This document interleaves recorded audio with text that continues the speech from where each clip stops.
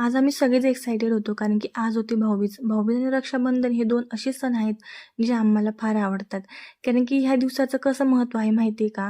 म्हणजे भाऊ-बहिणीचं किती पण मनामध्ये राग असू द्या, किती पण कटुता असू द्या, भांडण असू द्या, तरी पण ह्या दिवशी ते दोघे एकत्र येतातच.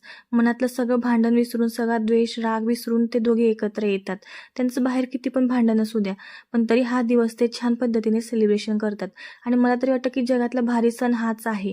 कारण की जगातलं कुठलंच नातं असं नसतं, की भांडण झाल्यावर जवळ येतं. पण हे जे नातं आहे ना भाऊ-बहिणीचं, ते नातं असं असतं ना, की ह्या दिवशी ते नक्की एकत्र येतात. सगळं विसरून एकत्र येतात. आणि किती भांडण झाली ना, तरी बहिणीला राग नसतो आणि बहिणीच्या मनामध्ये भावाविषयी कधीच वाईट विचार नसतो. त्यानंतर आमच्या घरात पण आज सेलिब्रेशन चालू होतं. तर सगळ्यात आधी मी आहे ना, या ठिकाणी ओवाळून वगैरे घेतलं होतं. त्यानंतर माझ्या बहिणीने ओवाळून घेतलं आणि नेहमीप्रमाणे आमच्या निरूचं या ठिकाणी रुसवा-फुगवा चालू होता. तिचं म्हणणं होतं, की मी ओवाळेल, पण मी ड्रेस नाही घालणार. पण मी तिला म्हटलं, "चल बाई, जो ड्रेस आवडेल तो घाल." मग तिला मी सेलिब्रेशन करायला या ठिकाणी बसवलं.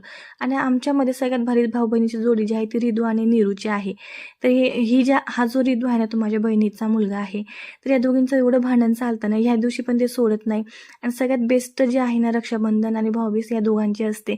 खूप मस्ती चालते यांची. तर हा जो रिधू आहे ना, हा पैसेच सोडत नाही. तिचा भाऊ म्हणून ती बसते रुसून. मग ती रुसून बसली का मग येतो तो हळूचकणी मनवायला आणि तिला पैसे नाही तर कॅडबरी देतो. असं त्यांचं काहीसं चालतं आणि ते बघण्यासाठी आम्ही एक्सायटेड असतो. त्यानंतर आमच्या निरूने आहे तर बाबाला ओवाळून घेतला. असा होता आमचा